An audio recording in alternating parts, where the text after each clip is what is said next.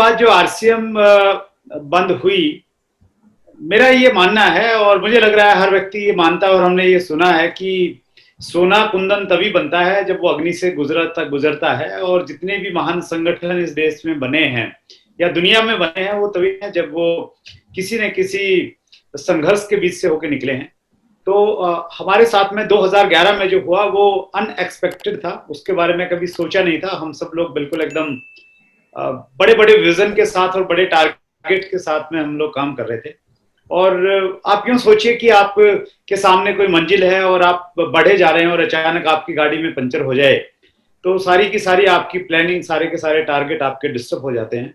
तो वैसी ही कुछ घटना हमारे साथ में हुई। हर व्यक्ति बड़े सपनों के साथ में आरसीएम बिजनेस कर रहा था। मैं अगर अपनी बात करूं तो मैंने अक्टूबर 2011 में मर्सिडीज बेंज खरीदी थी, जो मेरी एक ड्रीम कार थी। उसकी 80,000 रुपए की ईएमआई थी और 9 दिसंबर को ये सूचना मिली कि भाई किसी वजह से कंपनी जो है बंद हो गई या जांच चल रही है कंपनी की। 9 दिसंबर को ये सूचना आई। 10 दिसंबर को सतीश पंडित जी का बर्थडे रहता है, हम लोग चंडीगढ़ में उसका एजुकेशन डे के रूप में मनाते हैं। तो 10 तारीख को मैं वहां गया, रुका नहीं इस चीज को लेके कि चलो ये तो टेम्परेरी चीजें हो जाएंगी ठीक। तो 10 दिसंबर को हमने वो सेलिब्रेट किया। तो बहुत सारे प्रश्न आए कि क्या हुआ, क्यों हुआ। तो हमें लगा कि यार शायद संडे बीच में पड़ गया तो इसलिए कुछ प्रॉब्लम है, तो मंडे को हम लोग दोबारा ओपन हो जाएंगे। लेकिन वैसी स्थिति थी नहीं। देखिए, हम लोग ये सब जानते हैं कि जब हम लोग फसल लगाते हैं ना तो फसल के साथ में घास फूस पैदा हो जाता है, खरपतवार पैदा होता है।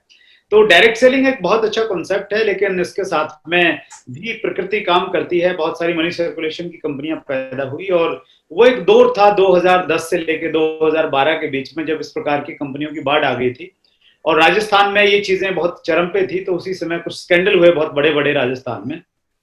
तो उन स्कैंडल की वजह से कुछ गवर्नमेंट ने ऐसा निर्णय लिया कि जितनी भी कंपनियां, क्योंकि देखिए गवर्नमेंट लेवल पे भी बहुत लोग जानते नहीं है, एक्सपर्ट नहीं है इस चीज के, तो ये लगा ये जो भी कंपनियों में लोग मेंबर बनाते हैं तो उन सबको बंद किया जाए। तो उसी के तहत आरसीएम को भी बंद किया, क्योंकि भीलवाड़ा में हेड ऑफिस था। लेकिन हम लोगों ने बड़ा संघर्ष किया, सभी डिस्ट्रीब्यूटर्स ने बहुत संघर्ष किया। मुझे याद है कि 12 दिसंबर या 13 दिसंबर की डेट थी जब हम सब लोग भीलवाड़ा में इकट्ठे हुए। और मैं बहुत प्राउड फील करता हूँ कि वो जो हमने एक मार्च निकाला भीलवाड़ा में, पुलिस स्टेशन पे जाके हमने ज्ञापन दिया और ये बताया कि हम न तो इन्वेस्टर हैं, क्योंकि जो भी कंपनियां बंद हुई थी उस समय वो लोगों ने पैसा इन्वेस्ट कर रखा। तो हमने बैनर के साथ और होल्डिंग के साथ हम लोग गए कि हम ग्राहक हैं, हम संतुष्ट उपभोक्ता हैं, हमने कोई इन्वेस्टमेंट नहीं किया है। और उसके बाद एक लंबी प्रक्रिया चली। फिर हमने दिल्ली में 3 दिन का धरना दिया, फिर रामलीला मैदान में हम लोग रहे, फिर जंतर मंतर पे हम लोग कोई काफी लंबा समय, लगभग 14 दिन तक रहे, फिर उद्योग मैदान में रहे। तो ये काफी लंबा सफर हुआ और फाइनली अक्टूबर 2012 में राजस्थान गवर्नमेंट ने गाइडलाइन दी, या मैं यूं कहूं कि आरसीएम की वजह से गाइडलाइन दी तो कोई गलत नहीं होगा। और हम लोग दोबारा स्टार्ट हुए। और एक चीज हुई, देखिए ये जो भी एपिसोड हुआ पूरा का पूरा, इसने पूरी डायरेक्ट सेलिंग इंडस्ट्री को हिला दिया। पूरी हिंदुस्तान की डायरेक्ट सेलिंग इंडस्ट्री को ये लगा कि आरसीएम जैसी कंपनी जिसके वैल्यू फॉर मनी प्रोडक्ट्स हैं, एथिकल कंपनी है, कोई आदमी क्वेश्चन मार्क नहीं कर सकता। अगर उस कंपनी के ऊपर में कुछ कार्रवाई हो सकती है तो हिंदुस्तान की कोई भी कंपनी सुरक्षित नहीं है। और उसका परिणाम ये रहा कि जो पुरानी एसोसिएशन थी डायरेक्ट सेलिंग की, वो बहुत एक्टिव हुई और एक एसोसिएशन बनी डिस्ट्रीब्यूटर्स की पावर को समझते हुए, direct selling distributor welfare association, जिसको हम DSDW कहते हैं। उसका फाउंडर प्रेसिडेंट बनने का मौका भी शायद मुझे इसलिए बना क्योंकि जो आंदोलन हम सब लोगों ने लीड किया था उसकी वजह से ये लगा कि हम लोग लीड कर सकते हैं। उसके बाद में मैं बड़ी क्लोजली गवर्नमेंट के साथ में जुड़ गया, FDSA, federation of direct selling association के साथ में जुड़ा रहा।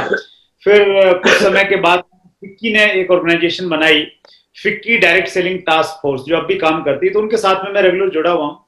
और फाइनली फिर गाइडलाइन आई, फिर कंज्यूमर प्रोटेक्शन बिल आ गया 2019 में, अभी रूलिंग की बातचीत चल रही है।